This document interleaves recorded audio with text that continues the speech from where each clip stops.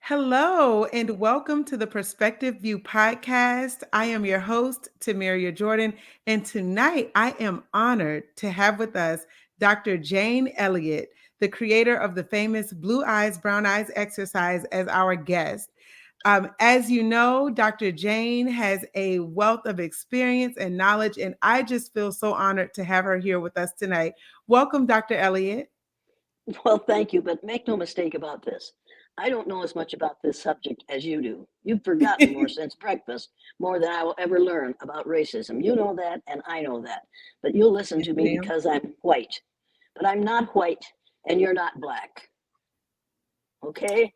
This isn't white. My hair is white. You can tell where my hair leaves off and my skin begins. Your hair is black, and I can see where your hair leaves off and your skin begins. We're all shades of brown because we all came from the same place, a country in Africa. Yes, ma'am. Okay? I love that, and I know when you and I had an opportunity to speak, I really appreciate that about you is the honesty and the perspective. So I think this will be great for us to get into in terms of shades of brown. And actually, Dr. Elliott, who better to tell us about who you are than you? Much like what you just stated. So if you were meeting someone for the very first time who is not familiar with your platform, your body of work, who would you say Dr. Jane Elliott is? I'm an old melanemic female who didn't know that she was a racist until Dr. Martin Luther King Jr. was killed. And on that day, my whole world changed because I had such admiration for that man. I didn't know about his private life, didn't care about his private life. What I cared about was what he told us and what he tried to do and what he was brave enough to do. And so my students were supposed to learn the Sioux Indian prayer the next day that says, "Oh, great spirit, keep me from ever judging a man until I've walked a mile in his moccasins." And he had been one of our heroes of the month in February.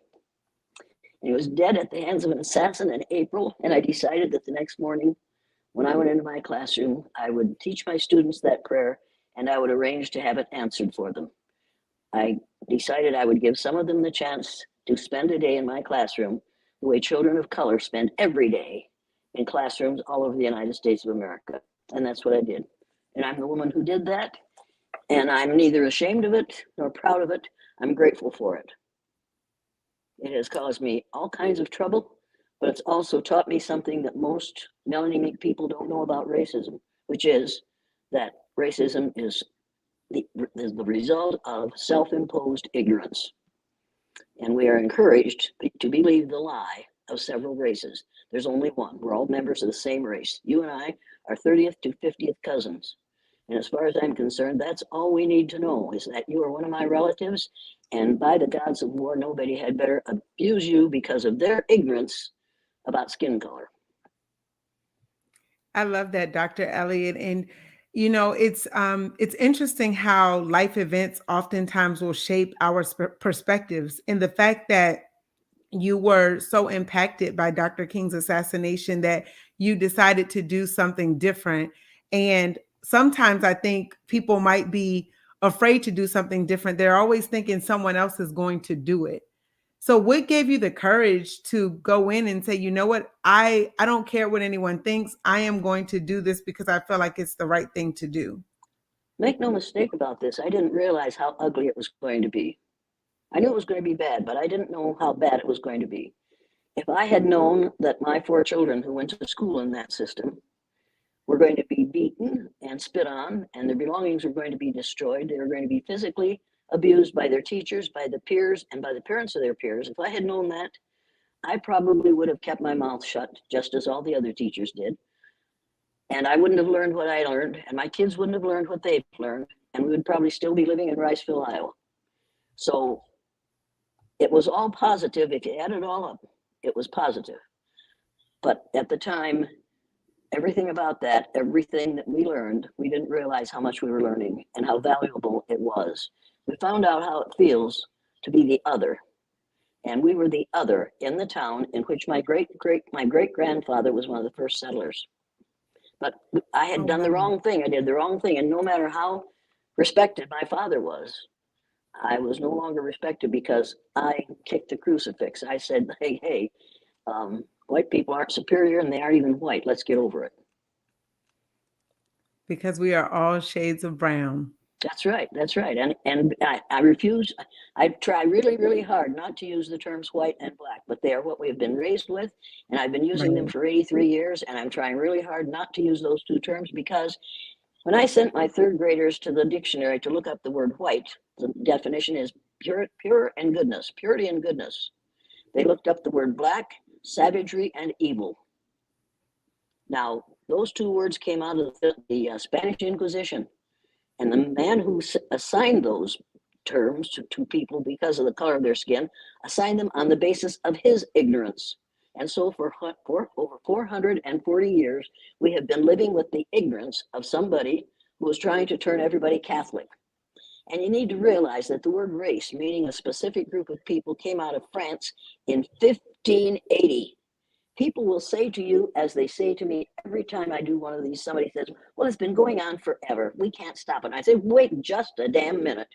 It hasn't been going on forever. We invented it during the Spanish Inquisition, and we gave a name to it. The French gave a name to it in 1580. Don't tell me it's been going on forever. It was not part of the Bible. We were the family of man in the Bible. We were all members of the family of man. As far as I'm concerned, that's what I am, a member of the family of man, and so are you. However, we need to add the family of man and woman, because I don't know of a single man who has been able to reproduce. I mean, they can give us their sperm cells, but they can't give us the baby. Yeah, it's definitely interesting. And to the points that you've made, the fact that it was invented. And when I think about even your website, on your site where you have that your mission is one race. And to me, when I read that, my thought was it is really to educate everyone that we are all related. And I know you and I, we talked about that, the fact that we're all related, but we get that some people don't see it that way. And based on what you shared, and I'm really sorry to hear that your family experienced that as well. And to your point, racism is an ugly thing. It's not comfortable for anyone. And Wait a minute. It is extremely comfortable for Donald Trump and his followers. okay, Catholicism is extremely comfortable for Catholics. Christianity is extremely comfortable for Christians. Islam is extremely comfortable for Islamists. But if you dare not be one of those groups, the members of those groups can make your life hell out of that's their fair. ignorance, out of their ignorance. The problem isn't racism, the problem is self imposed ignorance. And that we could cure with education, but we don't cure it with education because we teach the same things to today's children that I learned when I was in third grade as a student. I see the same things in social studies text today that were there when I was in school. That means that what we're teaching is anti-social studies because we're still teaching that Columbus discovered America, and that's a flat out lie. People from Africa came here between 20 and 60,000 years before Columbus was even born. So it's time for us to start celebrating the people who really discovered this land, and it was not Christopher Columbus. So, but we don't want to teach that because then we would have to teach that to the teachers, and it would be extremely difficult to get educators to admit that they have been miseducating the American mind for the last 300 years. That's long enough. Yes, ma'am. And you know what you said there, miseducating the That's American right. minds. And so many That's of right. us, we hear what we're taught, and unless our family members and others are willing to take a stand, much like what you did. And to your point, it's not comfortable when you take a stand, but you're grateful that you did. With regard to educators, what advice would you give to them so that they can move beyond how they educate their students today and really getting informed and being willing to tell the truth, even in the face of adversity? They need to read the book Nile Valley Contributions to Civilization. Have you read it? I have Take it. not, but you recommended it to me recently. Get that book and read it, and have students, have teachers share it with their children at whatever age they're teaching. Share the material out of that book with their students. Here's another thing they have to do: stop using the Mercator map. This is the map that we're all familiar with. This is the way This is the shape, the location, the size, the shape, and the location of the land masses on the face of the earth. This is the Mercator map. See Greenland hanging down here like a great big ripe plum? Yes. Greenland isn't that big, but on this map, Greenland is bigger than South America. Mercator was commissioned by the Pope to make a map that showed the spread of Christianity. So all the countries in the northern part of this map are larger than those in the southern part of this map. This is the map that is being used throughout the United States to teach about the size, the shape, location, and importance of the land masses on the face of the earth. On this map, the equator is 2/3 of the way down the map. This makes no sense, but teachers don't stop to think about it. And at the bottom of the Mercator map, on many of them, it says, and it doesn't say that on this legend, but on many of the Mercator maps, there's a legend at the bottom of the map on which it says, South America is actually 9 times larger than Greenland. Now that's what it says on the legend, but this is what it shows on the map. It's time to Right. stop. Yeah, it's time to stop using this map. There's a different map. Wow. There is a better way. This is the Peters projection map. Now, find Greenland on this map. It's clear up here, this teeny tiny thing. Look at the size of South America and look at the size of Africa. Interesting. I have never It, seen the Peters projection map. Thank you for no, of sharing course you that. haven't. Of course you haven't, because you're educated. Those of us, those of us who decided to get out of education, decided to use something other than what we had been taught a lie about. Look at the size of Canada on this map. This is hard to do when you're looking at it back. See Canada on this map? See that little thing? Then look at Canada on this map. My God, Wow. it stretches from hell to breakfast. This makes no sense. It has never Wow. made any sense, but it makes sense to those who have been educated using this map, and people with PhDs are still using this damn map. I am so enlightened right now. I am literally shocked. And actually, there's a comment in the chat from Say Something Saturday that is asking, "Do you think changing textbooks is okay? And if that would assist with the catalyst for growth as a nation?" Absolutely, because how can you be proud of being a citizen in a nation in which you are encouraged to live the lie and to not only perpetuate the lie for yourself and your children, but also to spread it around, to teach people to believe the lie. We believe that this is the way the world is because we've used this map. It's Right. wrong. What we have to do is you go to this company. Okay, maps.com. Let me see if I can find it. Go to this company, maps.com. Visit blah, blah, blah, blah, blah, blah, and order a copy of this map. Everybody should see this map. Your kids should see this map. Your teachers Right. should see this map. Your superintendent and your principal and your board members should see this map so that they will realize that they have a teacher in their system who is not going to teach the same old thing that they learned when they were in school. But some of them are going to say to you, it was good enough for my father, at which point you're going to say, it wasn't good enough for your father, and it certainly wasn't good enough for my father. You learned a lie about me, and I learned a lie about me and about you. That wasn't good enough for our fathers. If it had been good enough for our fathers, we wouldn't have racism in this country anymore. It wasn't good for anyone. Racism isn't good enough for anyone. And when we're teaching in a way that perpetuates the myth of white superiority, we're doing a bad job. We're doing a really bad job. And education could turn this thing around. After my third graders had that blue-eyed, brown-eyed exercise, they would never allow someone to make a racist remark in their presence. And when we got up to junior high, the junior high teacher came down to the teacher's lounge one day at noon, just absolutely furious. My sister was substituting. And Mary Lou said, I had the worst thing happen in my classroom today. And they all said, well, what happened, Mary Lou? She said, I used the word, and she used the N word. I used the word, and one of my students stood up and said, we don't use that word in this school. And if you're going to use it, I'm going to go out in the hall until you stop. What would you have done? And my sister looked up at her and said, well, I believe I'd stop using the N word. Now, that teacher had to be educated by that 7th grade student, and he was willing to do it. He had the courage to Yes. stand up and say, what you just said was wrong, and we don't use that word in this school. He shouldn't have had to do that. Right. A student should never have to correct their teacher for making racist statements. And it's going to get worse and worse because more and more students are seeing the film, The Eye of the Storm, and more teachers are showing that film. And every time you show that film, some kid gets the idea that, wait a minute, even teachers can be wrong.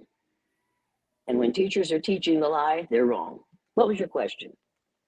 That is really true, and I'll just say even what you stated earlier that, and I love the T-shirt that you have on your website that racial prejudice is an emotional commitment to ignorance. But I love the fact that you stated that your sister stood up, that students stood up, because that's what it takes. If we're all looking for someone else to do it, nothing gets done. That's right. The only thing necessary for the perpetuation of evil is for good people to do nothing. And as long as you do nothing, somebody else, like Donald Trump, will do something. And we'll all be stuck with it. So, speaking of which, in terms of the impact of systematic racism, and I think this is something that individuals they say, oh, there's no, they say we don't want to talk Just a about. minute. I need to turn off my television. Can you hear it? Okay, sure. Yes, you can hear it, It's can you? it's low. I don't really hear it. It's Oh, not all right loud. then. I won't turn it. Okay, go ahead. What was your question? With regard to systematic racism, so I know some people say, "Oh, we don't want to talk about critical race theory in schools and things of this nature," but it literally continues to affect communities of color, but it also continues to perpetuate that ignorance. Wait a What minute. is Wait a your minute. perspective Let's regarding that? let's deal with CRT. Number one, the title, critical race theory. If you're going to talk about race, you have to teach the truth about it, and there's only one, and that shuts down the whole discussion. Theory. I don't talk about theory. I talk about facts. The fact is that there's only one race of people on the face of the earth. Here's another fact. Without black, what we call blacks, and there are no blacks, but what we call blacks, there would be no what we call whites, because those people that we call blacks came out of Africa and moved across the globe and managed to populate every landmass on the face of the earth. Did you realize that? That's I how we all, yeah, that's how we all got to where we are. And as they move farther and farther from the equator, their bodies produce less and less melanin because they were exposed to less and less sunlight. So when they got into the northern European area, they had fair, pale skin, blue eyes, and blonde hair because that was their body's reaction to the natural environment. It had nothing to do with being God's chosen children. We all began black at what we call black. We all came out of Africa. And those of you who don't believe me need to trace your DNA back as far as you can. And don't stop when it gets to England, and don't stop when it gets to Germany. Don't stop when it gets to Japan. Keep on going back until you find where your relatives came from. And you're going to find out that in your DNA, there will be a percentage of your DNA that came from Africa, because that's where we all came from. And if there isn't, that means that you came from outer space. You know what? Speaking of which, when you tell people that who don't believe that we all came from Africa, what is typically their response? Oh, they're just furious. They're absolutely. Who the hell do you think you are? And I say, I think I'm an educator. And the word educator comes from the root duck deuce, which means lead, the prefix e, which means out, the suffix ate, which means the act of, and the suffix or, which means one who does. I am an educator. I'm engaged in the act of leading people out of ignorance. And the number one ignorance in the United States of America is the ignorance in thinking that there's more than one race of people on the face of the earth. There isn't. Furthermore, you have to know, you folks who think you're white, that only 15 to 18% of the population of the earth, 15 to 18% of the human population of the earth is classified as white, and less than half of those are males. So about 7% of the people on the face of the earth are pale-faced males. Come on, boys. The rest of us know what we're doing. We know how to do it. And without us, there would be no you. Without blacks, there would be no what we call whites. Here's another thing they better know. Without Jews, there would be no Christians. The first 5 books of the Old Testament came out of the Torah, which is the Jewish book of worship. And this is the one they really hate. Without women, there would be no men. And then immediately some man will say, well, what about without men? There'd be no women. Oh, I'm sorry. but we can put two egg cells together in a petri dish, two female cells together in a petri dish. And I didn't say Peachtree dish the way that, whatever her name is, a petri dish, and scramble them up and come up with another female mammal. They've done it in the laboratory over and over. But you put a bunch of sperm cells in a petri dish and stir them up, and all you get are mixed up sperm. They will not produce another person, but female cells will. Without women, there would be no men, and we could have an entirely female society if we chose to. I would hate that. I love men. Oh, oh, oh, yeah. Not everybody has to love men, but I love men. What's your question? I totally understand, and I'm right there with you. I would say, and actually, you touched on some of this in terms of the common misconceptions people have about race and racism. You've touched on the fact that we all come from one place, Africa. You touched on the fact that ignorance is literally what has created racism and has perpetuated it. Are That's there right. any other misconceptions that you think people have about race and racism that you'd like to highlight? Oh, well, we have a language that encourages you to be a racist. Last month, our president, and I admire Joe Biden, compared to what we had 4 years ago, the man is a genius, but only compared to him. But anyway, Joe Biden signed a law that the members of the legislature wrote up for him, which said that multiracial marriages, interracial marriages are now legal. How in the devil do you have an interracial marriage unless one of the people getting married is from outer space? There's no such thing as an interracial marriage.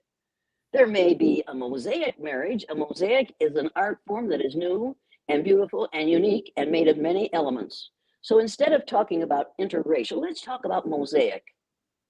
We are a mosaic society because we are composed of many elements, but we are not interracial. It's just, if you use the language of racism, you perpetuate Mm. racism. We've got to get over biracial, interracial, multiracial, and every time something happens and a bunch of people gather in the street, some commentator will say, there are people of all races out there.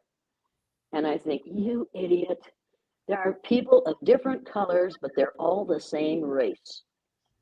Let's stop using the language of racism, and let's refuse to allow our children to be raised in a society in which we think of people of different colors as being of different races. They aren't. Their skin color and the way their height, their weight, their physical characteristics are the result of their body's adaptation to the natural environment. It has nothing to do with being different races. I know people get tired of hearing that, but if you have a product that you want to sell, people who Right. might buy it, your possible customers, have to hear the commercial at least 4 times.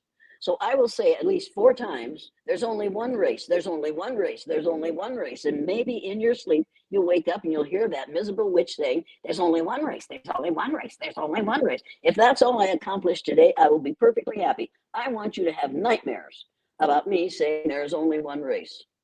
Because if I can get that nailed into your head long enough, you won't be able to deny it, because you'll walk out on the street and you look at people and you'll say, oh my God, there's one of my cousins of color. I wonder if they'll accept this colorless cousin. Because if you're going to talk about people who are other than what we call white as colorful, then you're going to have to call people like me colorless. Nobody wants to be called colorless. You know what's interesting? I love the slogan that you have on your other shirt that specifically speaks to this, which is God created one race, the human race. Human beings created racism. Oh yes, that when I wear either one of those in an airport, invariably some tall, pale, stale male comes up and leans into my face. But he has to lean way down to get there and say, I don't like your shirt. And I say, so don't buy it. You don't like it, don't wear it. But don't Right. expect me not to wear it just to make you happy. This is the way it is. If you don't believe that, that's fine. Take my word for it. I'm not believing that you're bright either, but some people think you are. And then I go to the ladies' room where he can't follow me. And you know what? That's a good idea. I just find it interesting now. And that's why I wanted to start this show, the perspective view, because everyone has different perspectives based on their experiences. But I find it interesting when others like they impose their perspective, but they expect everyone to adopt it. And you said something really powerful to me when we initially spoke about how certain demographics will enter an environment and expect it to change, and others Yeah, will expect yeah. others to adapt. Would you mind repeating that for everyone? Because I thought it was so powerful. Well, one of the main differences between people who are called white and people who are called black, and we've got to stop using white and black. One of the main differences between melanemic people, if you don't have enough iron in your blood to keep you healthy, you're called anemic. If you don't have enough melanin in your skin to protect your cells from the rays of the sun, you must be melanemic. Does that make sense to you? It does. Okay. If you have more melanin, you're melanaceous, which rhymes with spacious and gracious and efficacious. It's a good thing. If you have a lot of melanin, you are melanotic, which means very dark skin because of a large amount of melanin to almost black, but not black. Okay. What was I going to say? Oh, one of the main differences between what we call white people and black people is when melanemic people come into a new environment, they immediately adjust the environment to fit their needs. That's a fact. When melanaceous and melanotic people come into a new environment, they immediately adjust their needs to fit the environment. And that goes on a daily basis. And all you have to do is read those social studies books and look at the maps and see how melanemic people have adjusted the environment to fit their needs. Africa has been lucky. We haven't spent a whole lot of time in Africa, but all the natural and all the things we need are in Africa. And when we white people, when we melanemic people turn our attention to Africa and start exploiting that land, people in Africa are going to realize that they have to put a stop to this. However, you're not going to have to worry about that coming from this country after the next 30 years. Within 30 years, melanemic people, white, will be a numerical minority in the United States of America. Now, somebody must have told Donald Trump that because he built a wall on the southern border of this country, and he said, "We're building this wall because we've got to keep those brown-skinned people out because brown-skinned people reproduce too rapidly." Nobody stood up in the Congress and said, or in the Senate and said, "How dare you say a thing like that? We will not build a wall just to keep those brown-skinned people out. We're going to build a wall to protect those Mexicans from our idiotic Americans." Do not say we're building that wall so that we won't have so many brown-skinned people in this country. This country was brown skinned before we people who think we are white got here. You have to realize that we've been lied to viciously. Within 30 years, people that look like me will be the minority, just as we are the minority worldwide. And that is one of the reasons we have a lot of frightened, pale, stale males running around trying to join groups like QAnon and the Proud Boys and the Oath Keepers and the Three Percenters and the KKK. They run around saying, "Oh my God, Jews will not replace us. Jews were here before we came. Blacks will not replace us." Every one of them has DNA from some black person. It's time for us all to stop being afraid of what's going to happen. We are scared to death that people of color think we white folks believe it when we say, "Do unto others as you would have others do unto you." Are we so-called white people treating others the way we want to be treated? Because if we are, then maybe that's the way we will be treated by people of color in the future. I don't think we want that. I think we want to behave in a way that we will do unto others as others would have us do unto them. It's time to stop preaching the golden rule and start preaching the platinum rule. The platinum rule is do unto others as others would have you do unto them. Not the way you want to be treated, because not every person of color wants to be treated the way I want to be treated. And not every Right. woman wants to be treated the way I want to be treated. And practically no man wants to be treated the way I want to be treated. Until they see that I'm making money off it, and then they think, well, maybe. No, they can't do what I do because they haven't been raised the way I was raised. And they haven't experienced what women experience every day of their lives. And you know what's interesting? I think that you bring up a lot of powerful points about perspective, because one of the questions that I was going to ask you is what advice you would give to people who want to become allies to underrepresented groups but may not know where to start or are afraid of making mistakes. And I think you alluded to the fact that we just have to be willing to do it. Well, but you have to watch out for the word allies. I don't want to be your ally. Allies come and go. Allies stick That's with it for fair. maybe a year, maybe 2 years. Then they're on to something else. I want to be a partner. I want to get into a partnership with a group of people who don't look like me so that we can share our perspective. And perception is everything. If people would just remember, if what you are saying can be perceived as racist, don't say it. If what you are saying can be perceived as sexist, shut up. If what you are seeing can be perceived as ageist, say something else. We all have vocabularies of more than 5 words, and we all know several ways to say things that don't have to be insulting or offensive or show our ignorance. If you don't know, go to my website and download the printed learning materials. The first page of those printed learning materials is a set of typical statements that white folks make that think they aren't racist. Everybody, every so-called white person, every melanemic person has to look through those things and just read through them and see how many of them you have said.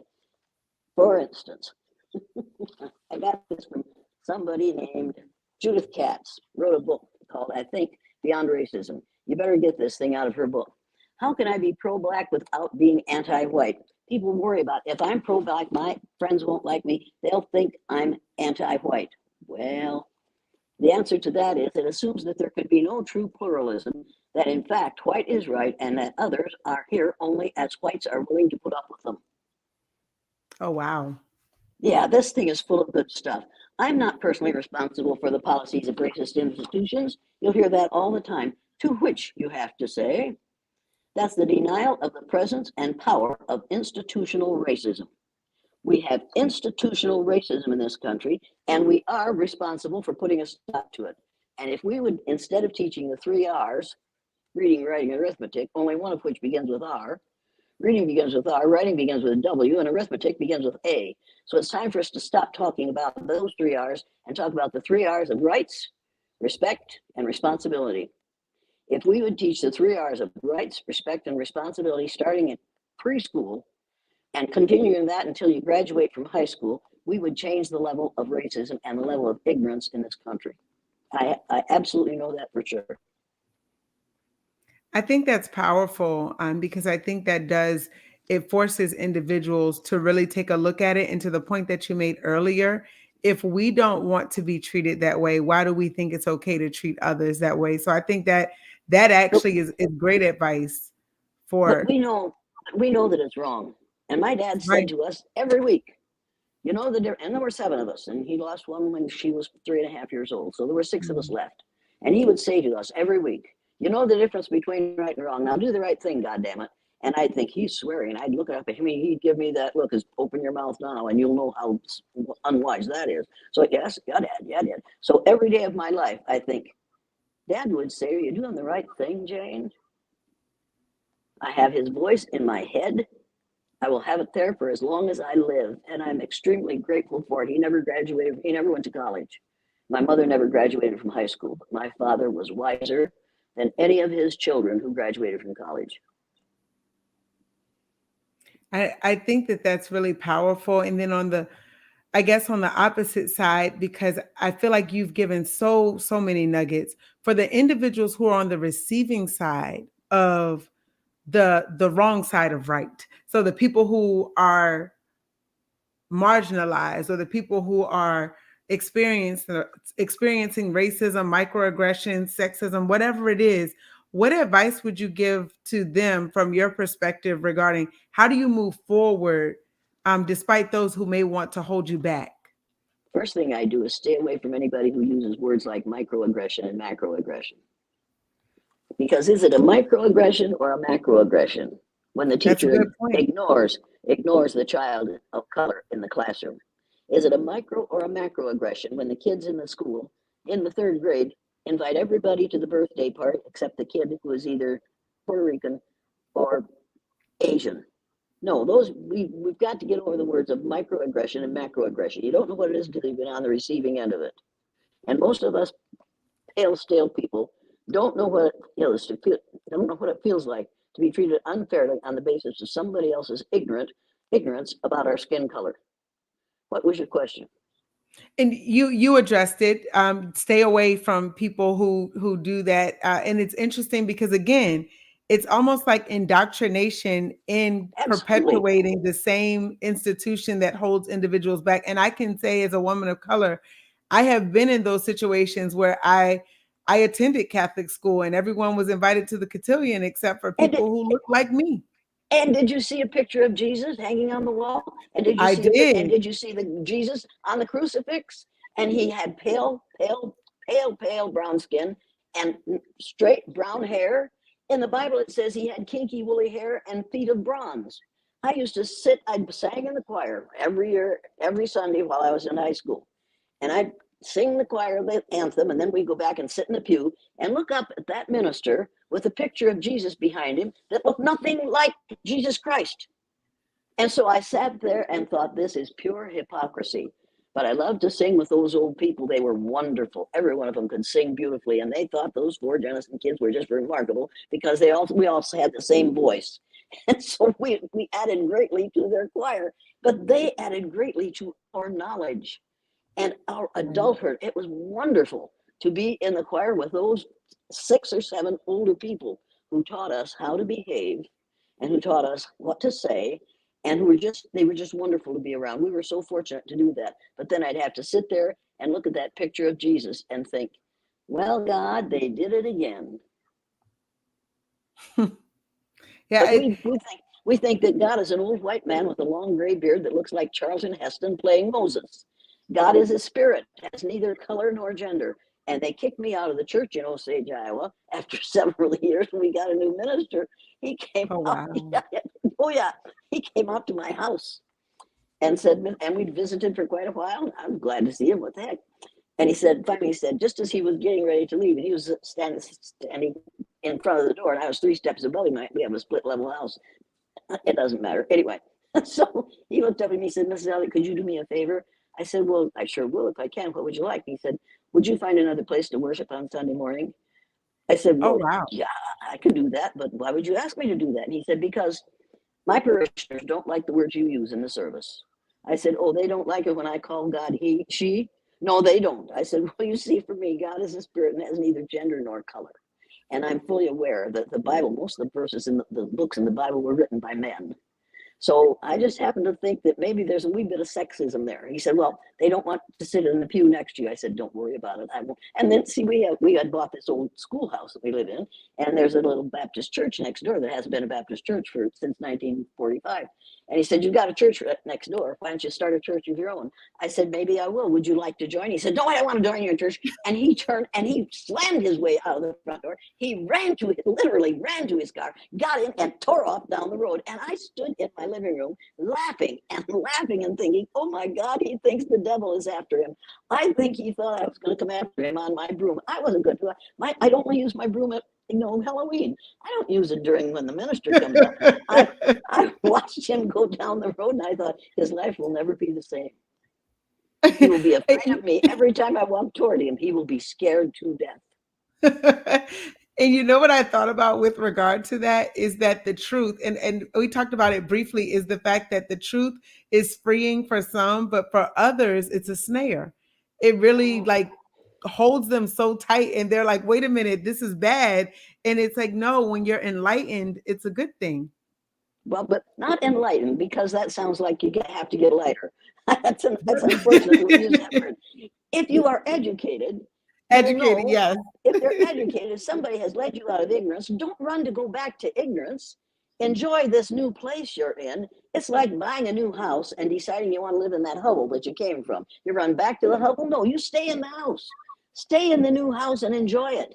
Don't go back to that. I don't want to go back to the house I was born in. It was, That's in the fair. wintertime. In the wintertime, you'd walk across the floor, and the linoleum tile. The linoleum was a big sheet of linoleum, and it would rise up about this high because the wind would come in through the basement, through the walls, and raise the floor, the carpet, the rug on the floor. So I don't want to go back to that place. I want to live in a nicer home. I want people to live in a place where they are comfortable because they're no longer ignorant about some of these things. I want to go back to the old places. And I don't want to go back to using language from the 14 and 1500s. I want to use language of this time instead of language of the 1400s and 1500s. And all this race business came out of the 14 and 1500s. Let's not go back there. Let's get into this 20th century. This is the 21st century, right? Let's get into 2023 instead of 1540. I don't want to live the way they lived in 1540. I do not want to wear a corset so tight that my waist is no more than 18 inches around. And I don't want my sons to have to wear knee breeches and powdered wigs. And I don't want to have to walk every place I go. I like having an automobile, and I had one until I crashed the front end. So I'm walking a lot now. That's my fault. Okay, so we live and learn. Yeah. What's your question? That's so true. And actually, you know what, Dr. Elliott, you have answered a lot of the questions that I had, but you answered them in the context of your responses, because one of the questions I was going to ask you as a last question was, what did you believe the next steps were? But you mentioned it just now, literally with what you said in terms of, once you have the education, don't go back to using the same language. Don't go back to where you were. And I think of a house. You add new furniture to it. You go and buy new paintings. You don't just leave the walls bare. You do something with your home.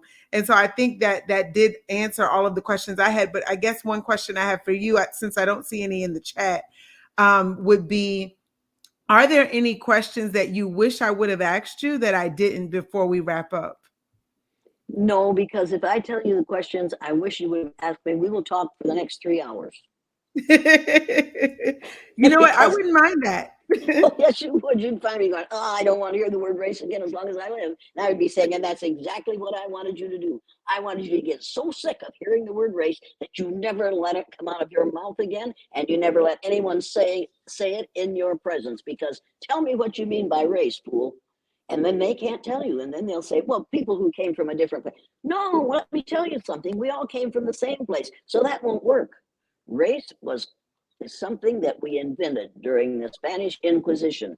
It's time to give it up. And if you're using this form of communication, turn it off, people. If you really believe in race, turn it off right now, because you aren't supposed to do this. You're going to use if you want to send me a message telling me how much you hate me or that you're going to shoot me, use smoke signals. Do what they did in the 14 and 1500s. Otherwise, don't bother me. Don't use modern communication to tell me some of your idiotic statements. I don't need them, don't want them. I've heard them all. At the age of 89, I've heard it all. And for me, OLD is an acronym for octogenarian living dangerously. And that's exactly what I'm doing. And pretty I soon I'll love be it. a nonagenarian, and then they'll call me a nut. And I'll say, you're right. I'm a nonagenarian uttering truth. I'm looking forward to being a nut. Make no mistake about this, because I don't think things are going to change enough in the next 10 years before I become a centenarian. I don't think they're going to change enough for me to shut up. If you want me to shut up, just stop acting like a fool. I'll be glad to shut up. I would be so delighted not to have to discuss this topic ever again. That is fair. And you know what I really gathered is the fact that, literally what you said earlier about, when we think about our life and what your father taught you, rights, respect, and Yep, responsibility. right. And Absolutely. not, and it's ironic that you mentioned that, because I spoke with someone today where I live, it random conversation, and he ended up bringing up race, and he talked about his time in the service. And one of the things that he said is that what stood out to him, and one of the gentlemen that really made an impact in his life, was the fact that he gave respect, but he also demanded respect. So he Right. wouldn't let anyone mistreat Right. him. And he said, even though restaurants wouldn't allow them in the 1960s, that they let him in. And everyone said, well, why is it that he can eat in your restaurant, but we can't? And he literally said it was because he gave respect, but he also demanded respect. Yeah, he refused to be treated badly. You want to treat me badly? You see the color of my money? It's just as green as the color of that white guy's money. And the only color that really matters in the United States of America is green. All that really matters is money. And you need to know that racism is an extremely profitable venture. It has been That's a extremely good point. profitable for, oh yeah. And if you don't believe me, you get the book The System by Robert Reich. Read the book The System by Robert Reich, and you will learn more than you want to know. And then get the book Color of Law, The Color of Law. Oh my God, when you read that and realize that all these things were put in place in order to separate us because this land wasn't very valuable, so it isn't worth much, so we'll put these people over here, and then we'll build a railroad track right between them and the rest of us. These people aren't worth much, so we'll build the worst schools over here instead, the worst teachers over here, and make sure that we redline all the rest of this so that these people have to go over here in the place that we constructed for them. When you read The Color of Law, you'll say to yourself, these miserable people are not going to do this with my permission ever again. You will never put me where I belong again. I will decide where I belong. You will not tell me where I belong. You've got to read The Color of Law. And then you've got to read The Myth of Race by Robert Wald Sussman. If you don't want to read the whole thing, read the first chapter and the last page of the last chapter. And it tells you exactly where we came from, exactly how all this nonsense went on. And he would have called it The Lie of Race, but nobody would publish that because they knew nobody'd read it. So he called it The Myth of Race. We white folks, we melanemic people, like the word myth. It isn't a myth, it's a lie. If you can't sell a book that talks about the lie of race, people won't read it. But they'll talk about the myth of race, and then they'll think, well, it was just a myth that somebody made up. It's not my fault. Wait a minute, fool. If you're still believing it after you read that book, then you are going along to get along. Tolerate Hmm. it. I refuse to tolerate it. I think you have said so many things that I think are so powerful. Refusing to tolerate it is such a key. And you enlightened me as well, or not enlightened me, but you educated me in terms of the terms. Because even when you think about diversity, equity, and inclusion, that's what they're teaching us. It's indoctrinating us in the same language that you mentioned. And so Yes, it's they scary are. because we start to minimize the aggression. So for instance, if and it happens all the time, and I hate being on the receiving end of it because I think of the fact that it really adds extra stress to a life that's already stressful, but Here's individuals what you do do. things. Here's what you do. Make something. Make a tag for yourself. You can get those things and wear it.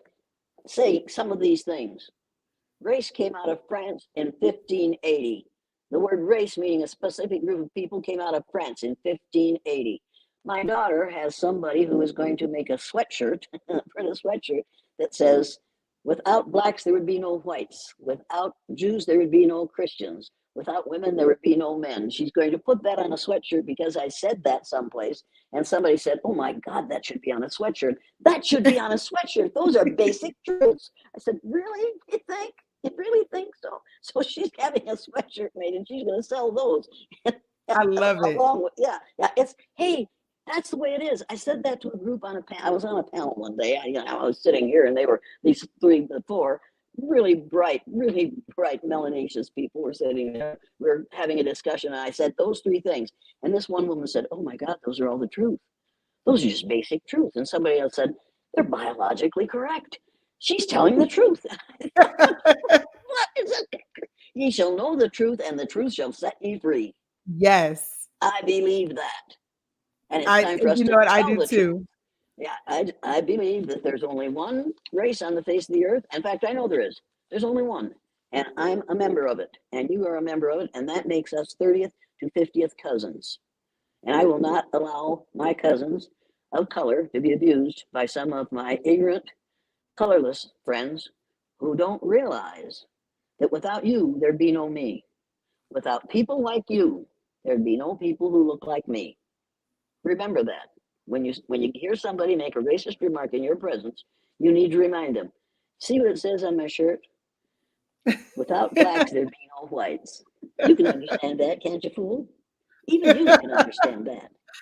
I can imagine, and you know what? Similar to what you said earlier, I can imagine how that conversation would go. Look, I would have to go to the ladies' restroom as well because I'm sure Yeah, they would follow me to tell me how much they hate my shirt. and you can say, you want to buy one, fool? I'll sell it to you Exactly. because I know where to get another one. And it just gets to be comical. You know who's coming at you, and you know what they're going to say, and I just wait for them, and then it comes bubbling out because you can't help it. If you're a That's pale, true. stale male and have been on top all your life, you just can't help saying the kinds of things that have been accepted from you. And then you're talking to an older, short, fat, pale female, and you don't realize that she thinks, well, we had the word for men, which is male.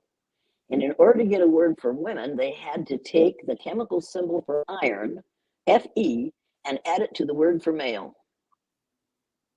So when somebody calls you a female, you say, that's right. That's the chemical symbol for iron added to male. I never thought about it that way. Nobody thinks about it that way. Nobody dares think about it that way. But I think, wait a minute, people. Words are the most powerful weapon devised by humankind. We use Oh, them to destroy people every day. We deliberately use words to destroy people and keep people in their place. So, what those of us who know what is going on have to do is refuse to tolerate it. yes. Martin Luther King Jr. was all about hope. For me, hope is an acronym for holding on to positive energy. I love that. And That that's what that he is did. That's what that he is held so on to true. positive energy, even as they were killing him. As he was lying there bleeding to death, he was still holding on to the fact that he was going to go to a better place than he had been in for a very long time. Hmm. Wow, that's yeah, that's a gut punch, and I can definitely see there's just so much more to the conversation, as you mentioned. There's so much more to do, and I'm grateful for the people like you who stand up, who are willing to take a stand, regardless of how other people may receive it, and willing to speak the truth. And that's something that I want to do as well. I want to speak the truth because, as we know, and as it was stated, the truth sets us free. And I am a But but believer, but be and very so. careful. Be very careful. Be very, very careful, because and I know that if I had been a woman of color the day after Martin Luther King Jr. was killed and had done that Mm, exercise with my all white third graders, all melanemic third graders, good I point. would have lost my job for sure, and I might have lost my life. So before you praise me for doing these things, remember, I am allowed to do what you aren't allowed to do because of the Mm. ignorance of people who believe in the myth of race. So if they're going to be that ignorant, I am going to take advantage of their ignorance for as long as they are ignorant. All they have to do is give up their ignorance and they can get rid of me. But as long as we have people who would say, we're making it legal, we're making interracial marriage legal, and sign it, and God help me, someday I'll get to go to talk to President Biden. And while he's looking at me and holding my hand, he'll be looking at everybody else in the room to see if there's somebody important he should be talking to. And I'm going to jab him in the chest and I'm going to say, Joe, interracial marriages don't exist.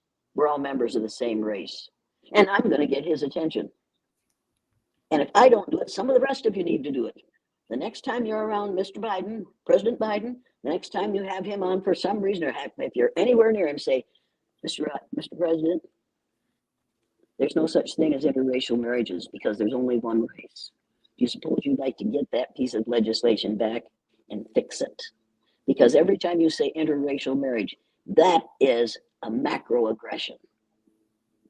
But we don't think of it that way. We think It's macroaggressions true. when you kill somebody. No, we kill people by inches, by the words that we Oh, use.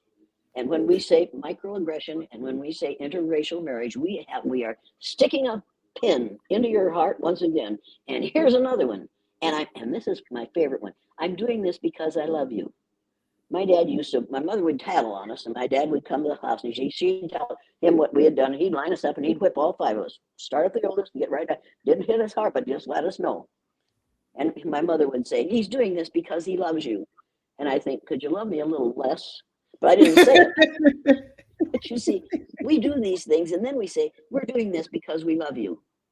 If that's what love is, what we mm, melanemic people have been doing to children of color in schools all over this country for the last 300 years, if that's love, but what my husband and I had wasn't love. And what I have for my children and my grandchildren and my great grandchildren isn't love. If that's love, I don't believe in it. So don't run the word love past me ever, ever, ever, because that's a lot of nonsense, a lot of vicious egotism. And it's unfortunate because the individuals on the receiving end of that, to your point, it's almost like death by a thousand cuts. It's like, let me just keep on cutting you slowly and then tell you that you're not bleeding. You're imagining things. Oh, it's really It's for not that bad. it's for It's your own good. projecting. It's for your own good. We're doing this to you for your own good. You Mhm. wouldn't be as comfortable as the rest of us are if you had to live with us. So you're more comfortable with your own kind. Have you had that one? You should live with They your don't own they kind. don't quite say it that way, but they insinuate that it's you would be better off over here. Uh-huh. And then you say, Go to the why? kitty table. Yeah, and then you have to say, why? Are those people at that table, do they have diseases that I don't want? Well, no. Well, then why wouldn't I want to sit at that What's the beside that difference? table? Are they all syphilitic? They all have Trump virus? Is that why you don't want me to be over there? Because I know I don't have it, so maybe they do. Shall I go over there and ask them if they have Trump virus and if that's the reason I can't sit with them? If you're as vicious as I am, pretty soon you have no friends at all. But the people who talk to you talk very carefully, very, very carefully. I remember the first day I did that exercise, I went down to the teacher's lounge at noon because so many horrible things were happening in my classroom. Horrible things like white statements coming out of brown eyed kids about the blue eyed kids. And I told the teachers, about 10 of them in the teacher's lounge, what was going on the day after Martin Luther King Jr. was killed. The younger of those two teachers, are three third grade teachers at that time. The other two were in the teachers' lounge. And the younger of those two third grade teachers said, I don't know how you have time for all that extra stuff. It's all I can do to teach reading, writing, arithmetic. Well, I knew how she was teaching. She hadn't taught those yet. And the other one said, about probably 60 years old, and she looked up at me, and I can still see her sitting there. And she said, I don't know why you're doing that. I thought it was about time somebody shot that son of a bitch. And not one teacher frowned. Oh, And not wow. one teacher said, Helen, how dare you say a thing like that? Not one teacher said, God is love. Not one teacher said, do unto others as you would have others do unto you. Not one of them. They all either smiled or laughed and nodded. I had decided before I went to lunch that I was going to stop the exercise at noon because too many ugly things were happening in my classroom. After those Wow. two statements came out of those two so called teachers, I decided that I would finish the day with my kids in that blue eyed, brown eyed exercise, and I would reverse it on Monday because no child is ever going to leave my presence with those attitudes unchallenged. I may not be able to change their attitudes, but I can challenge their attitudes. And you have to prove to me that melanemic people are superior to all the rest of the world, and you can't do it because it isn't true. It isn't true. And if you use the book Nile Valley Contributions to Civilization, you can prove that it isn't true. That is proof that we have lied about people of color in this country for 300 years. Wow. This has been such a powerful conversation, and I just appreciate you for coming on and spending time with me on this Friday night. And is there anything else that you would like to share? Because I do, to the point that you made, Yes, if there we can is. make small Yes, yes, changes. yes, Oh, there is. please feel free. Here's another thing I'd like to say. Stop calling this country America. Now, some of you are getting really uptight Well, about that. Now I was get going to over say, it. okay, no, educate us, Dr. Look. Elliott. America is everything from the northernmost point of Canada to the southernmost point of South America. The citizens in all of these countries, every one of them are Americans. What we're talking about is the United States of America, and that's the 48 contiguous states, Alaska, Hawaii, and the islands off the southeastern coast of the United States. This is the United States of America. So instead of calling this America, call it the United States of America. And if you don't want to use all those syllables because it's so hard to say, then just call this the US because US spells us. So from now on, when somebody is talking to you about this country and they say America, you say, do you mean North America, Central America, or South America? You know what I mean? No, I don't know what you mean because for me, I consider the 48 contiguous states, Alaska, Hawaii, and the islands off the southeastern coast of the United States, the United States of America. And the most important word in that title is the word united. Donald Trump tried to divide us for 4 years, and he's still working at it. Language matters. The terms we use matter. We've got to stop calling this the America and call it the United States of America. And my dad didn't realize that, and I didn't realize that until after the Second World War. Some of the guys who fought in the European theater of war came back and talked to my dad, and my dad would say, "Well, you American guys," and he'd say, "Wait a minute, Mr. Jennison, you mean those of us who came from the United States?" "Well, yeah, from America." He'd say, "You don't understand. The people who came from Mexico to fight in that war, and those who came from Brazil to fight in that war, they considered themselves Americans too, Mr. Jennison." And my dad said, "Well, by God, I never thought of it." My dad also said, "All Wow. education is expensive. The cheapest education you get is what you pay for with money." That I mean, that's interesting. Definitely an interesting perspective. Yes, it is, because I got more education out of those 9-year-olds during that blue-eyed, brown-eyed exercise the first time I Wow. did it, and every time I did it after that was I couldn't have purchased that education because nobody would have given it to me, wouldn't have sold it to me, didn't have it. College professors didn't have that education. They taught me to believe what they had been taught to believe, and they are still doing it. And young people are saying, "We're not going to listen to this crap. This isn't right. Come on." And Wow. Jane Elliott says, "No, I don't want to hear what Jane Elliott has to say."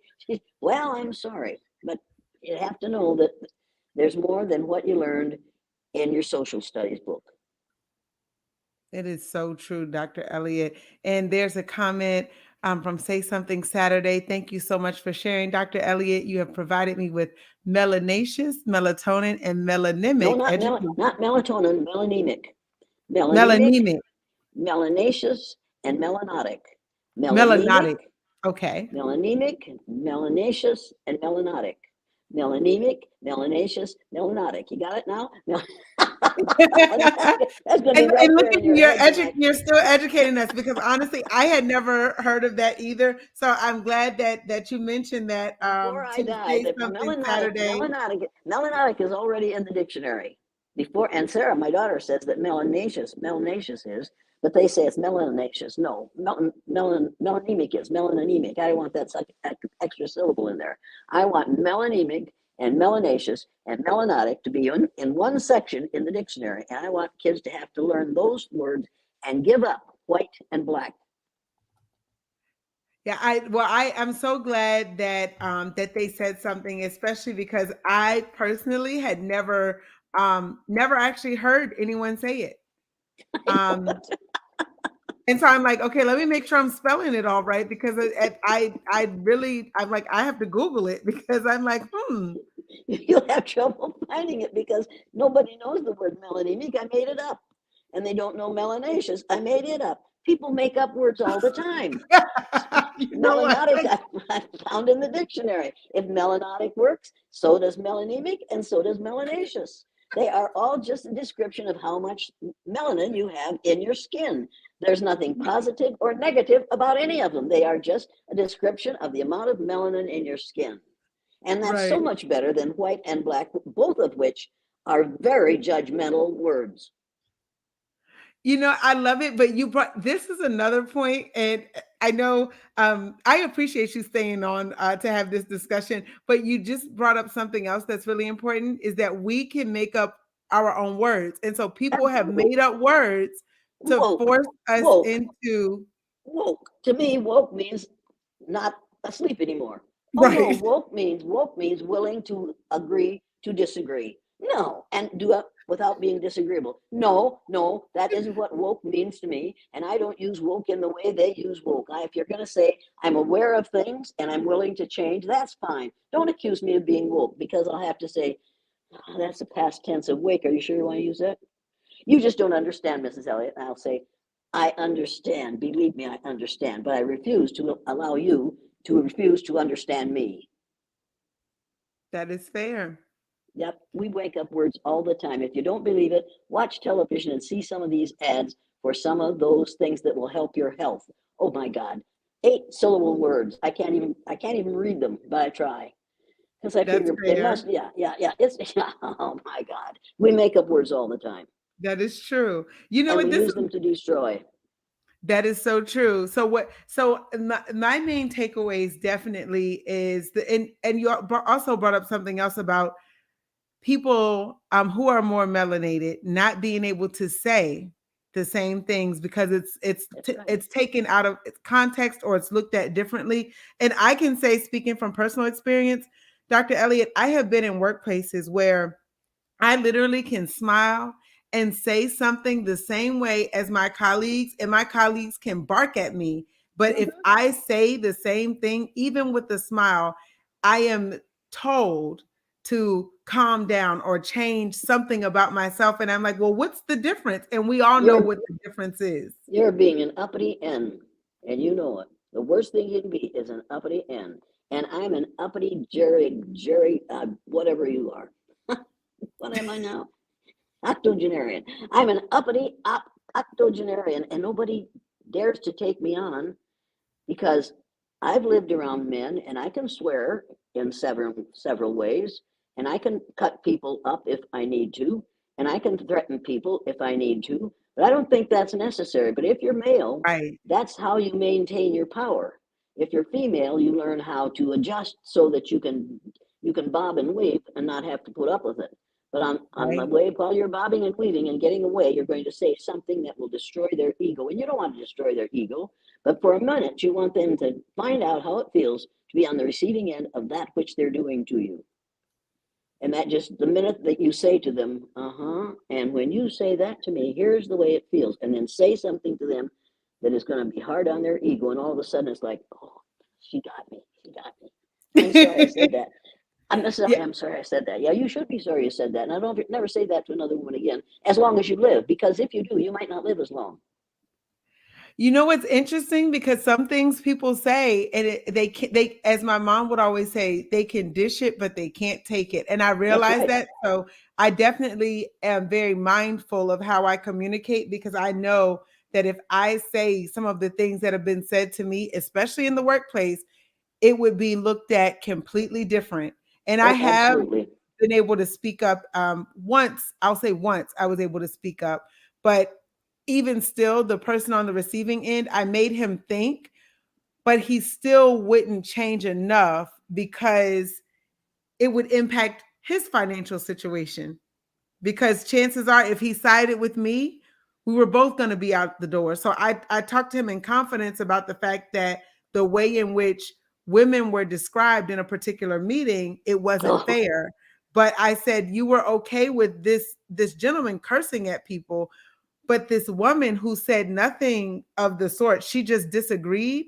And though you would have thought that, to the point you made earlier, you would have thought that she was cursing everyone out and disrespectful. She was not disrespectful. She didn't raise her voice. And I find myself smiling a lot because I have been on the receiving end of people assuming that if I'm taking notes, for instance, that I have an attitude. And even though I tell them what I'm doing, it's the weirdest thing, and it's but the happened next time somebody over my accuses you, career. wait a minute, the next time somebody accuses you of having an attitude, you need to say to them, yes, and you created it for me.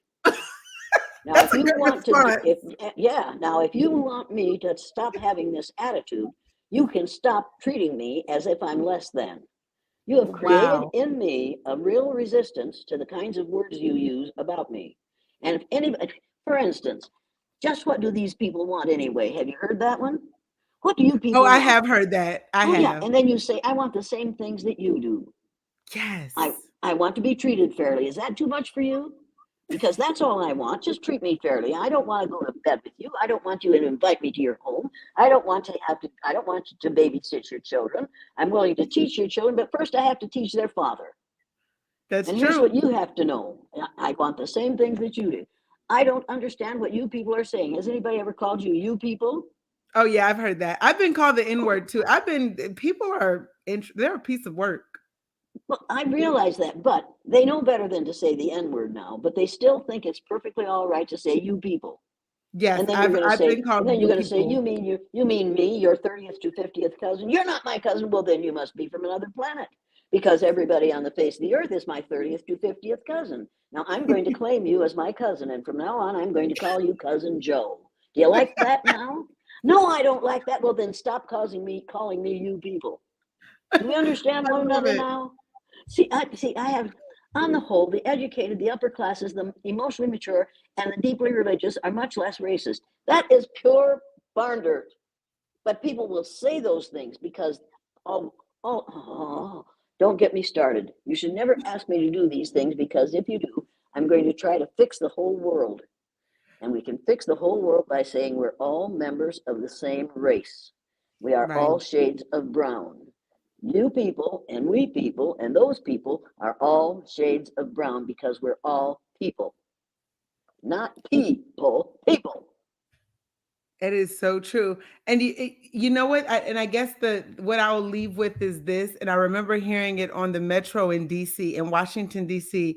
And the operator said, "You may not be able to change the world, but you may be able to spark the mind that does." Well, see, And I don't want to spark the mind that does. I want to you light a want to fire change the under mind? every. I want to light a fire under anybody who thinks they're all right with things as they are. That's true. I want to make people who think it's all right the way it is uncomfortable. I want to make them find out how it feels to walk on eggshells all day That's long, true. to send your sons out of your house not knowing whether they're going to come back in one piece because of those ignorant yahoos out there who think that the color of your skin makes you better or worse as a person. I want people who let that happen to other people's children to have it happen to their children for one day, just one day.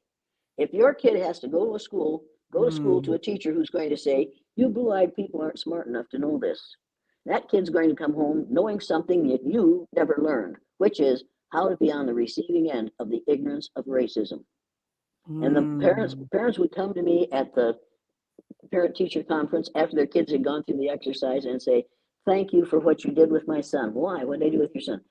He used to abuse his sister. We hated to see him get off the bus. Then Oh, he went through wow. the exercise, and now he's kind to his sister, and we're glad to see him get off the bus, Mrs. Elliott. He learned so much just by going through that exercise. Many, many parents said to me later, thank you for what you did with my son. Because it isn't females, for the most part, who do these things. It's sons who think they have the power to tell everybody else how to live. And everybody knows that you and I know how to tell everybody else how to live because we've lived how you shouldn't have to live. Right. That is so true. And you know what? From now on, is it okay if I call you Cousin Jane? Absolutely, absolutely, because that's what I am. I'll be honored to be your cousin, and you have no choice. Yes. You and I are 30th to 50th cousin. That's the way it is. And if it hadn't Right. been for people like you, there would be no people like me. Well, I appreciate you. I thank you for your time. Thank you for everyone that is tuned in. Looking forward to just hearing, the feedback and to the point that you made. Literally, we can change the world if we change our Absolutely. perspective. And if we're on the opposite end, if we at least try to put ourselves in the shoes of someone else and empathize with what they may be feeling, we can all make the world a better place. So I just thank you for your time tonight. And I am just looking forward to seeing how this not sparks, but how this ignites and changes individuals, because it has definitely changed me and really encouraged me to think about things a little bit different, and realizing that just because it's what I've been taught, it doesn't Yeah. necessarily mean that that's what it is. Get the Nile Valley contributions to civilization. And then anytime somebody indicates to you that you're less than, you need to say, wait a minute. Do you know why you have this and this and this? It's because of people in the Nile Valley, which is in Egypt. You wouldn't have any of those if it hadn't been for those people. Would you like to say thank you to them? Because I'm one of their closest descendants. You can thank me for what you have. You can thank me for having a United States of America. That's a fact. Yes. And you know what else I just thought about when you said that? Focus on the facts, because people can Right. argue with your opinion, but it's hard to argue with the facts. Yep. You use facts, not opinions, and not theories. And CRT doesn't stand for critical race theory. It stands for curriculum respecting truth. And Oh, I like that. nobody should complain about curriculum respecting truth. That's what CRT should be, and that's what we should have in every school.